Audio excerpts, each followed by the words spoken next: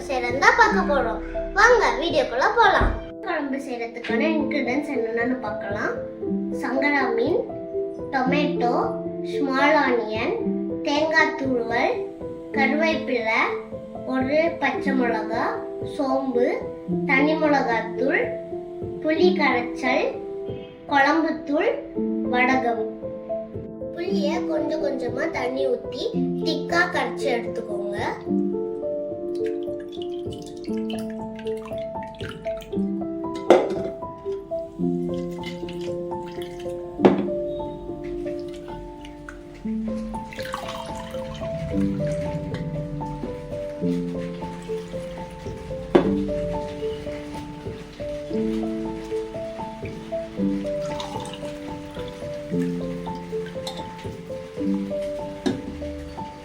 இப்ப குழம்பு தூள் ஆட் பண்ணிடுங்க. அதுல தனி மிளகாய் தூள் ஆட் பண்ணிடுங்க.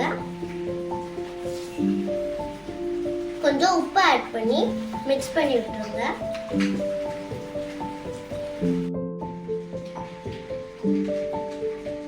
கடாயில 3 டேபிள் ஸ்பூன் ஆயில் ஆட் பண்ணிக்கோங்க.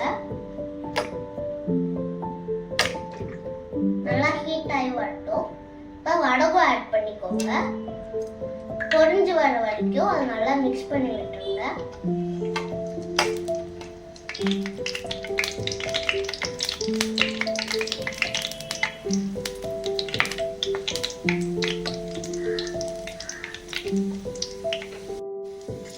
வடகம் நல்லா பொரிஞ்சு வந்துச்சு.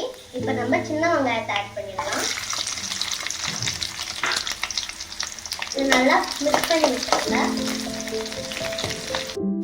இந்த அளவுக்கு வெங்காயத்தை நல்லா வதக்கி எடுத்துக்கோங்க. வெங்காயம் நல்லா வதங்கி வந்துருச்சு. கருவேப்பிலையும் பச்சை மிளகாயும் ஆட் பண்ணிடலாம். நல்லா வதக்கி விட்டுருங்க. தக்காளி 1 கப் ஆட் பண்ணிட்டு நல்லா வதங்கி வர வரைக்கும் வெயிட் பண்ணுங்க.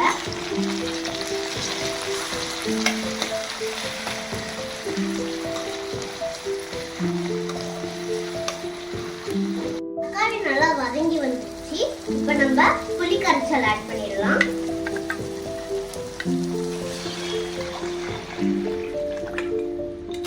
மினிட்ஸ் நல்லா கொதிக்க விட்டுருங்க. இப்ப நல்லா கொதிச்சு வந்துருச்சு. இன்னொரு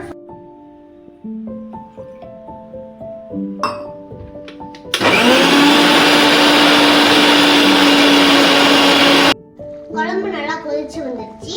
அரைச்சி வச்சிருக்க தேங்காவை ஆட் பண்ணிடலாம்.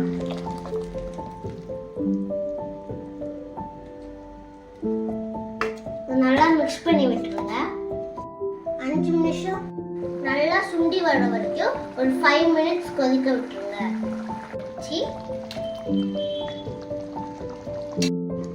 மீன் குழம்பு இப்ப நல்லா திக்கா ரெடி ஆயிடுச்சு.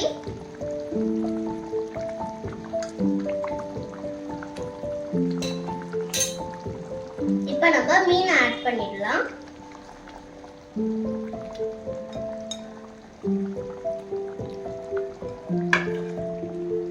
செவன் மினிட்ஸ் நல்லா கொதிக்க விட்டு இறக்குனா மீன் குழம்பு ரெடி.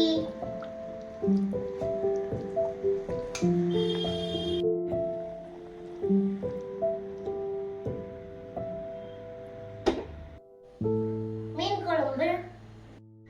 குழம்பு ரெடியானதுக்கு பிறகு 3 சின்ன வெங்காயத்தை தட்டி போட்டீங்கன்னா குழம்பு வாசனையாவும் டேஸ்டாவும் இருக்கும்.